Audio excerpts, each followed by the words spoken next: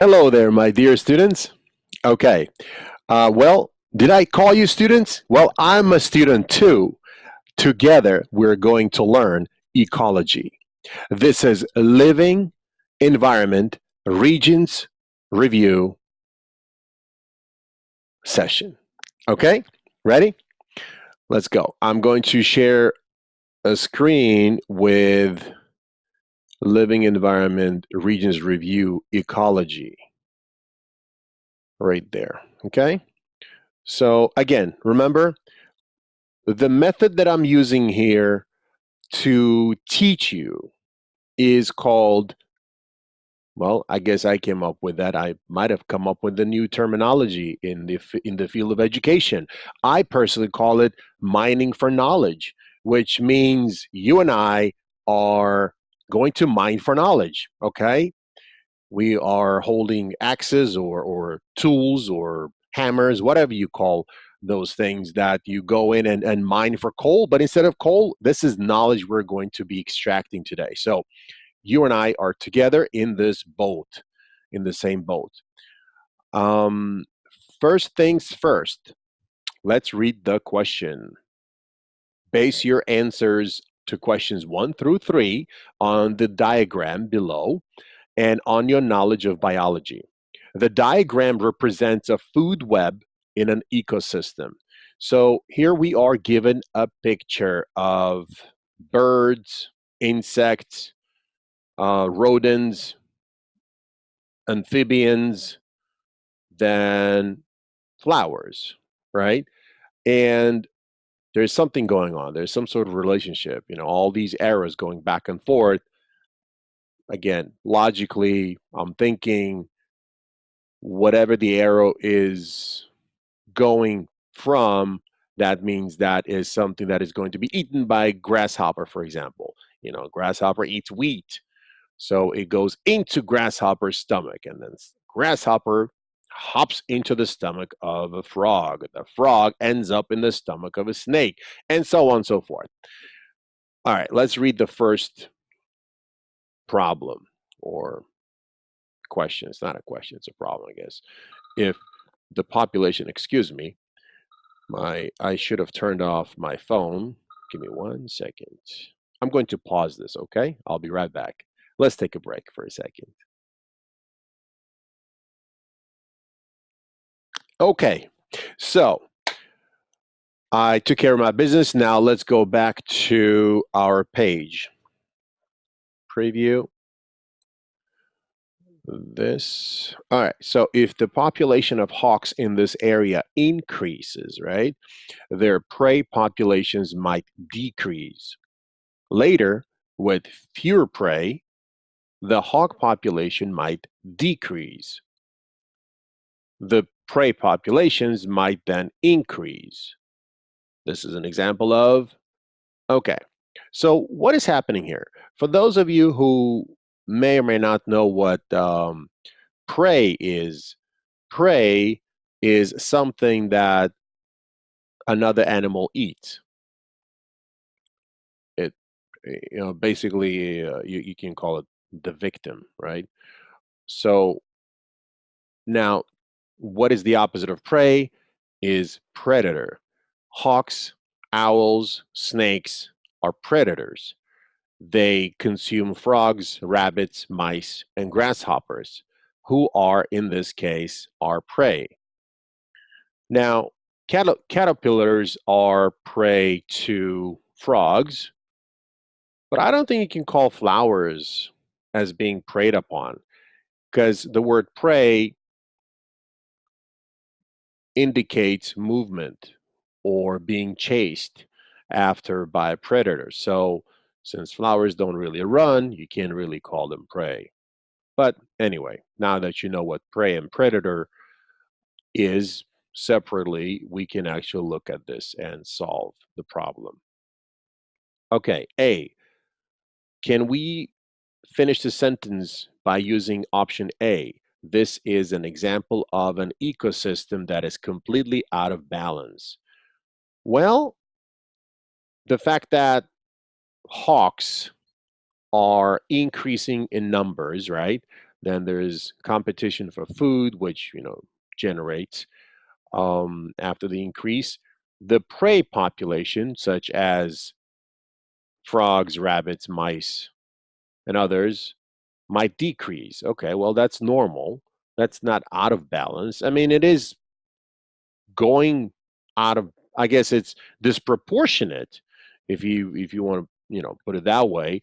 But it doesn't mean necessarily that the ecosystem is completely out of balance. Um, it's what we call, I guess, in what can be called dynamic equilibrium.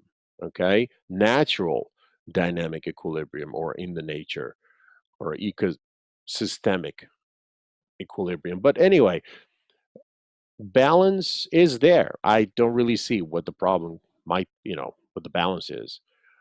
Um, no, that's incorrect. B, how ecosystems maintain stability over time. Okay, well, I like this answer because it does not tell me, it's not categorical. Okay, it does not tell me, oh, this is wrong, this is right. It just says over time, which sounds like dynamic equilibrium to me. Over time, it will correct itself. That's what it means. How ecosystems maintain stability. So this is an example of ecosystems maintaining stability over time. I like that because if you think about it, the latter part of this text definitely talks about that. It says later, with fewer prey, because remember, the prey is gone, right? Because there are too many hawks in the air now. The hawk population is going to decrease because they're going to starve. There's just not enough food. Then once hawks starve, or their numbers dwindle, then the prey population might then increase again. So yeah, over time there's going to be stability. Yes. Out of balance momentarily. Yes, but completely out of balance, no.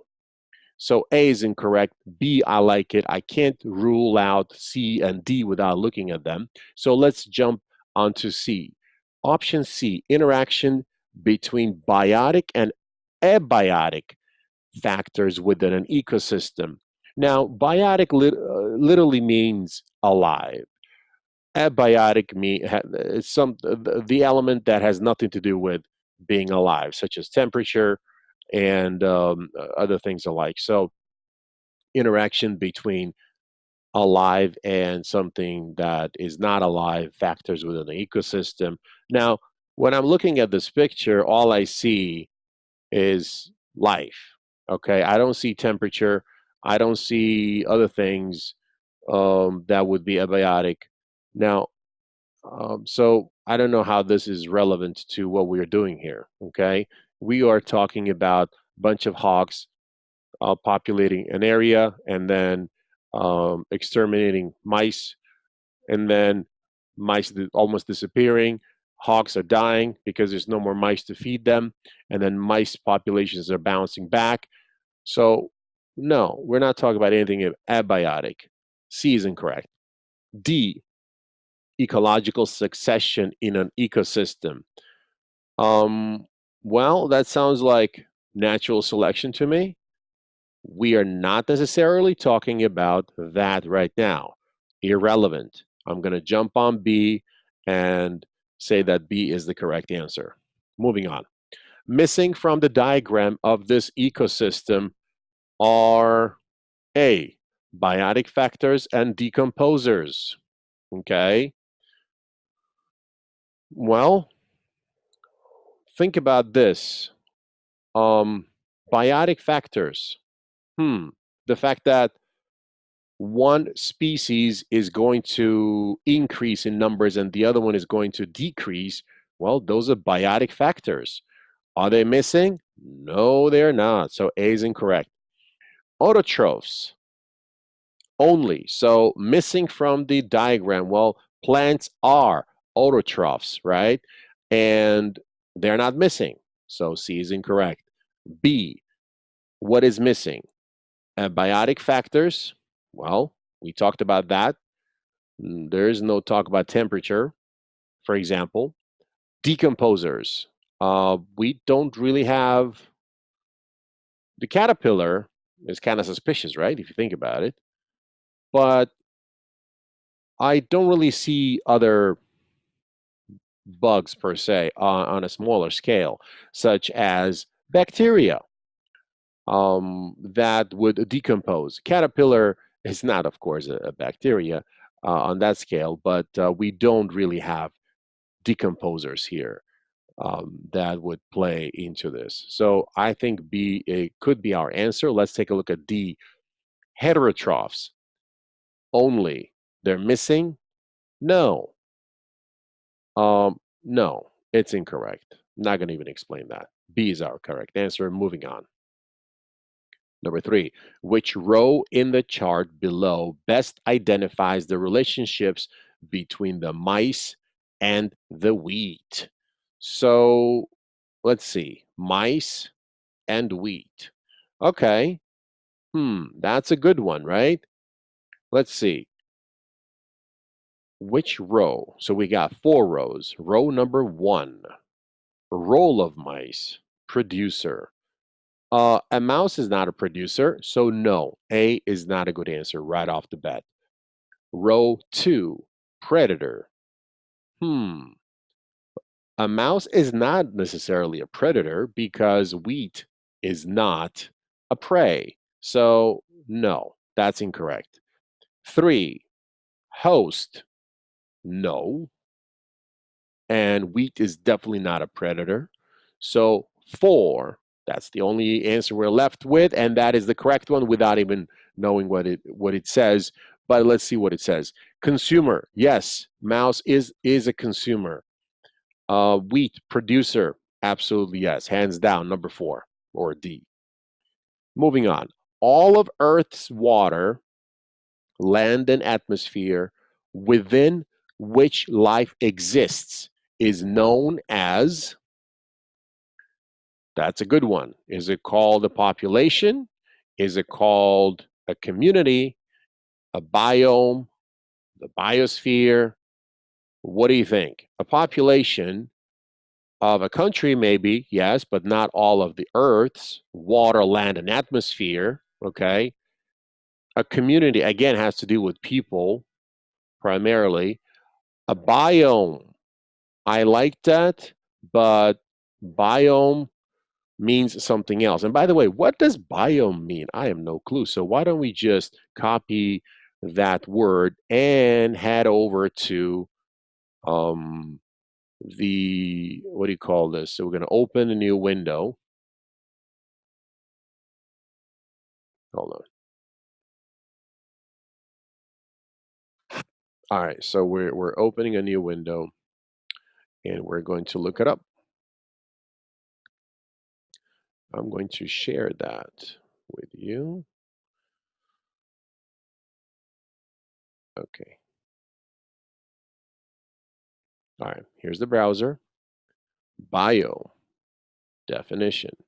What is a biome, right? It's a large, naturally occurring community of flora and fauna occupying a major habitat. For example, a forest or tundra. Okay, now I have another question. What's the difference between a biome and what was that other word? Sphere, biosphere, right? So let's take a look. A biome versus a biosphere. That's how I would learn. Okay, a biome is a large community of plants and animals that occupy a distinct region. Okay.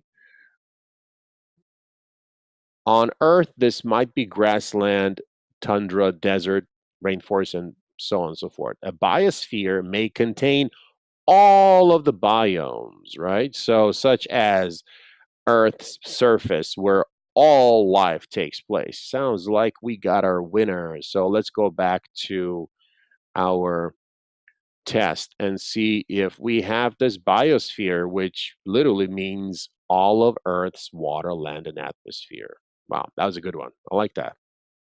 Number 5, the study of the interactions between organisms and their interrelationships with the physical environment is known as.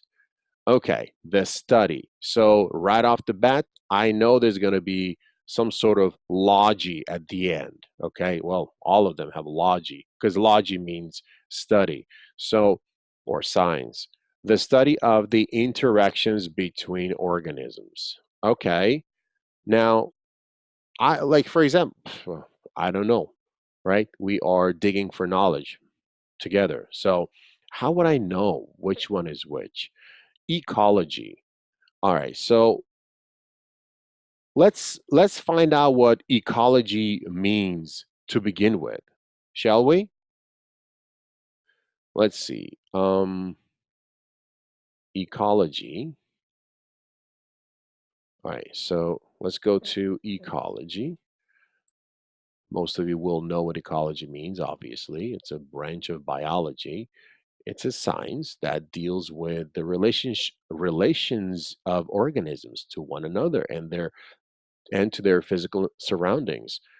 I think that's our winner. Wow. Let's go back to the text and the test and see what we can do here. Ecology. A. That's our answer. Now, embryology, just for the sake of, I don't know, curiosity, let's just find out what embryology is. Embryo, I think you know, means a little, not baby, but because baby is infant. So you have zygote, then you have embryo, right? So it's the baby inside the belly. So embryology, study of babies inside the belly before they came out. Okay. Cytology. What is cytology? I just want to know. Maybe it'll come around and I'll see this word on my next question. So why don't we just take that? I copy that and move on to our browser here and see what happens. Cytology. I'd like to know what cytology is. It's the branch of biology, just like ecology, just another branch, concerned with the structure and function of plant and animal cells. So, sit, site means cell. Because now that I think about it, there's another word that I know that starts with site. How about cytoplasm? Hmm, same prefix, right? Site, cytoplasm. Okay, which is the material or protoplasm within a living cell. Basically, it's the water within the, not the water. I shouldn't say that. It's the liquid within the cell. Remember, excluding the nucleus. How come? So, what is that liquid within the nucleus is called? Just so that we are better prepared, right? Why don't we just ask this question? The liquid inside the nucleus, right? Is that how you spell nucleus? No, that's how you spell nucleus. So a liquid inside, a liquid in the nucleus is called nucleoplasm.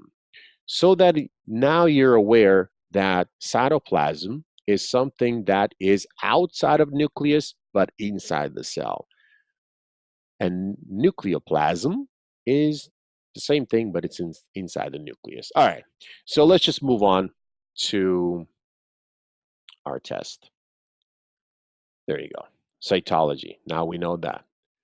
And physiology probably means something about the physical body, right? I'm not sure, but let's just find out just to make sure. I know some of you are saying, "Oh, come on, Aziz, let's just move on already."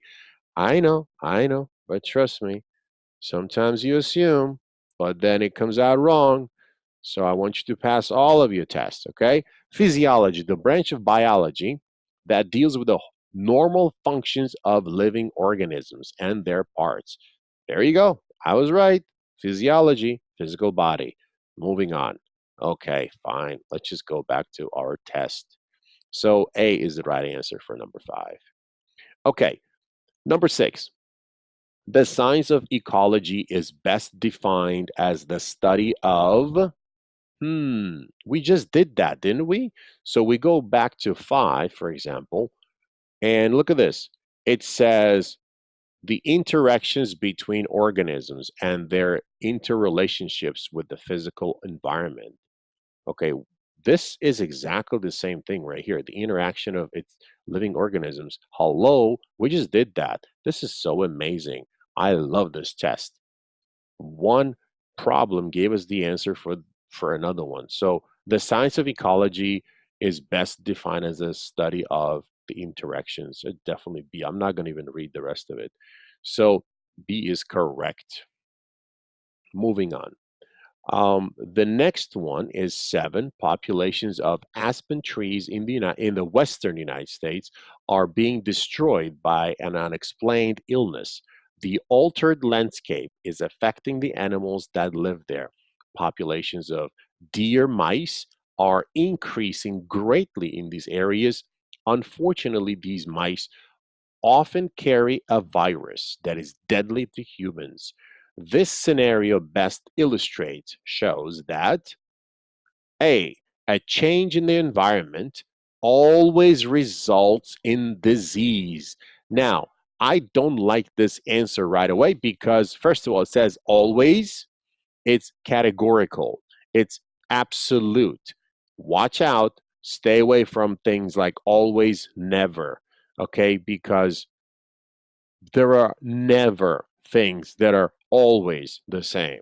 This whole world is changing from day to day, right? So always, never, stay away from them or try. I mean, I'm not saying it's always incorrect, but you see, even that is incorrect. You cannot even say that. So anyway, I don't like this. A change, just because there's a change does not mean it will always result in disease, okay? B, humans are the cause of the breakdown of this ecosystem. Okay, again, humans. What's up with that? Why are we blaming humans now all of a sudden? I don't like that either. 7. C, the stability of this ecosystem is limited by the amount of water available. Amount of water has nothing. The text does not say anything about water. So why are we throwing water in there? No. When you do these kind of questions, try to stay focused on the question itself. There is nothing that mentions the word water. So do not jump to conclusions or assume that it has anything to do with water. Okay. So no, thank you. D. Well, I guess that's our answer. Every population and ecosystem is linked with other populations. Duh. Yes, of course, it is linked. It's called ecology, right? So 7D is our right answer. 8. The graph below represents some changes in the number of individuals in a particular population in a stable ecosystem over a period of time. So this is a graph that represents some sort of changes in the number of individuals, right? So we have time right here, which is on the axis, and then we have number of individuals, which is on the y-axis. Okay, in a particular population, in a stable ecosystem over a period of time. Okay, so now what? Which statement best describes the trend shown in this graph? Okay, um, now when you say, okay, it says stable ecosystem, right? Stable ecosystem, I'll stop that. Stable ecosystem over a period of time. Okay, I see the word in a stable ecosystem right there. Um, hmm. Okay, let's start with A. Ecosystem conditions will eventually cause a population to become extinct. I don't really see how this line goes from stability, right? It looks pretty stable to me. Population changes over time. It's pretty stable. So I think that the key word is stable here, right? Okay. This is not stability. Well, it says eventually will cause, so eventually it says it'll collapse. There will be no stability. I don't know where this thing is coming from. That's a red herring. That's a false trigger.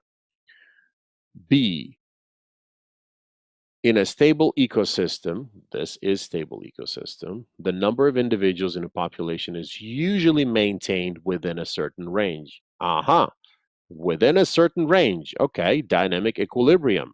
Bingo, bingo, bingo. There you go. That's good. I like that. I don't know why I sang that song, but C, the interactions between a population and various factors in an environment are always predictable. The interactions between a population and various factors. Okay, well, I do have hmm, interaction. The individuals don't really interact with time, right? So I don't really see how, okay, this is relevant to what we are looking at. There are no factors in environment right here that our population is going, is interacting right now. So I don't, this is irrelevant, okay? D, in order for any ecosystem to maintain a balance, okay, populations must be reduced to half their region. Okay, that is wrong. Nothing has to do, nothing. Nobody has to reduce anything. That calls or compels my assumption. No. B, let's move on because we don't have much time on the test. So here, A, number 8, the right answer is B. Okay. All right, so base your answers to questions 9 and 10 on the graph below, blah, blah, blah. The graph shows the growth of a population, or a population size. So going up will be where we're increasing the numbers and there's time. So there's a growth in population over time, right? Of rabbits in a specific ecosystem. All right, so, and something's going on here that's catching my eye. Which environmental factor could have caused the change indicated at A? Which environmental factor? I don't know. Maybe excess growth of grass? Okay. A, increased predation. Predation by herbivores. Okay. I honestly don't know what this word means. First of all, herbivores. Let's see. Deer, right? Predation. So why don't we just go back to our browser and look up the word predation, right? What does that mean? The preying of one animal on others. So predation would be synonymous with the word preying upon others, right? Okay, let's go back to our test. Increased that makes no sense. Herbivores eat grass. They're not predators. Does that make sense? No. Thank you. A is wrong. B, increased availability of food. Well, if there is plenty of food, right, there will be plenty of babies. So that might actually explain what's happening here because rabbits are on the rise in population. So something is actually making them very, very jolly and happy. And there are many babies there. So increased availability of food definitely could be our answer.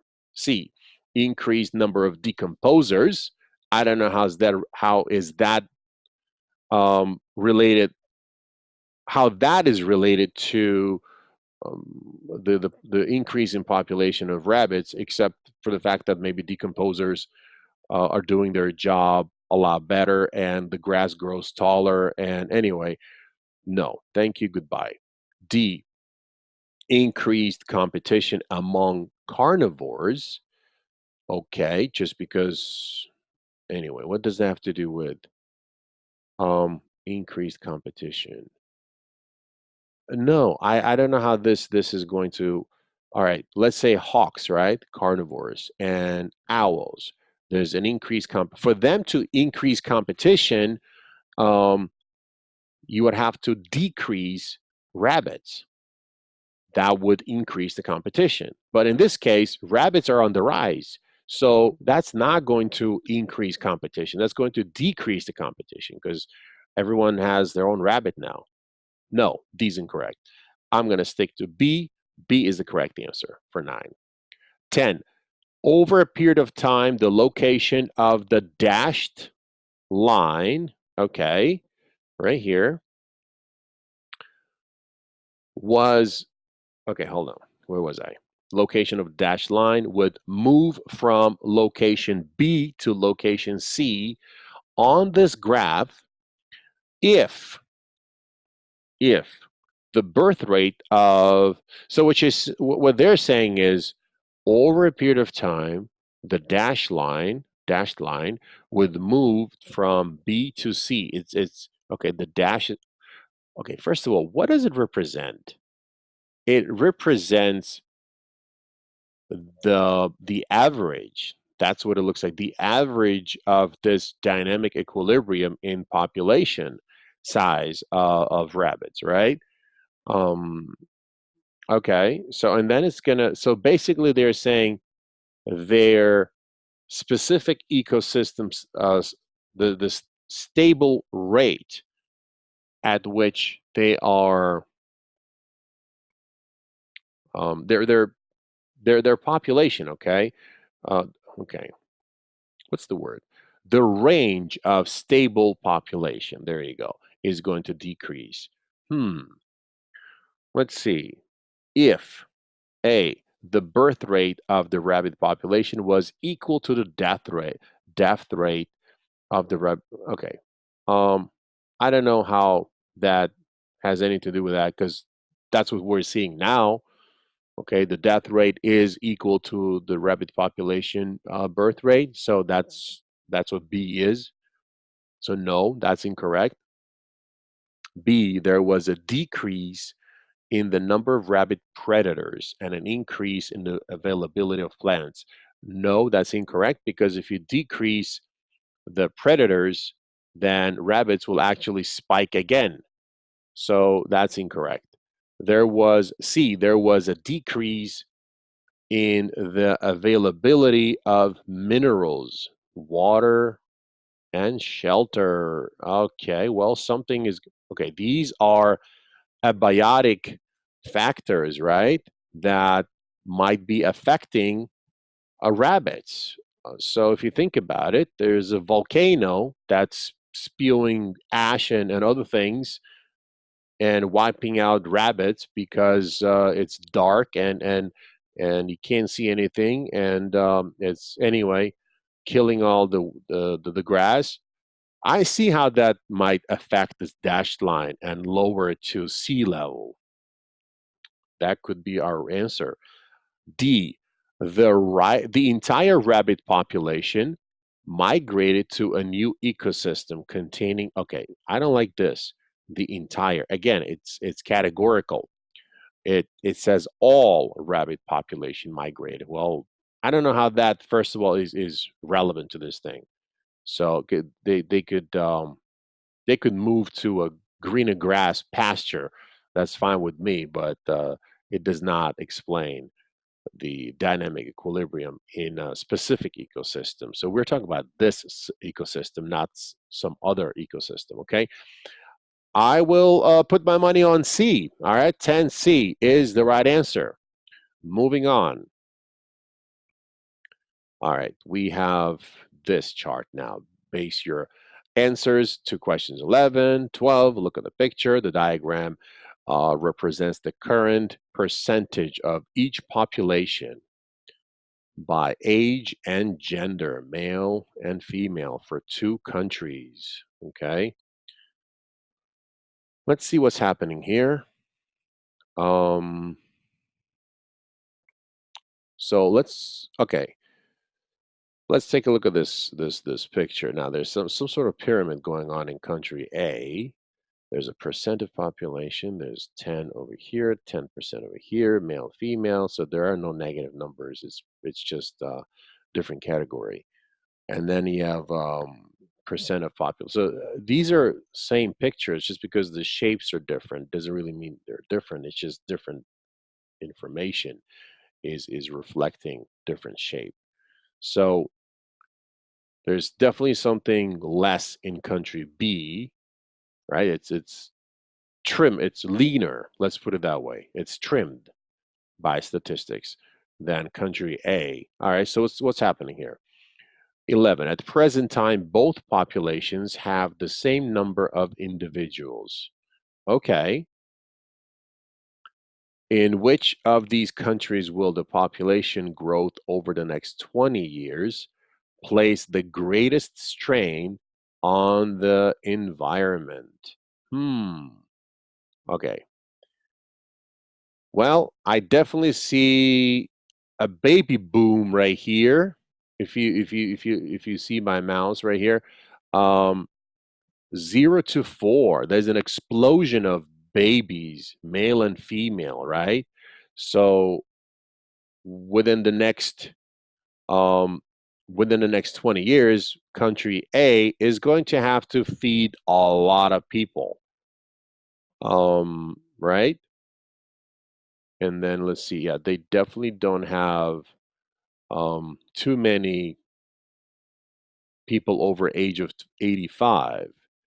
Now here you don't have a baby boom, and in 20 years there's really nothing happening except that these little babies will most likely replace their parents right here. So yeah, that's what I see. A, country A.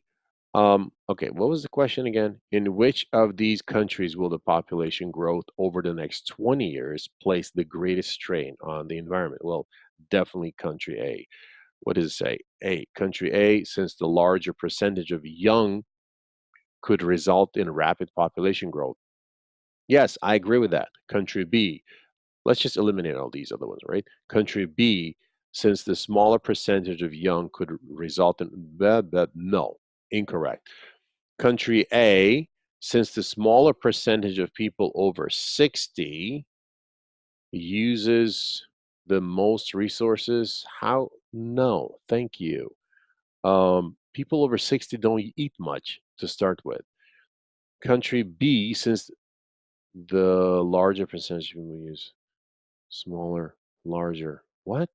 I don't know what this means. No. I think I'm going to stick to A, okay? 11A, that's what it says, that's what I see.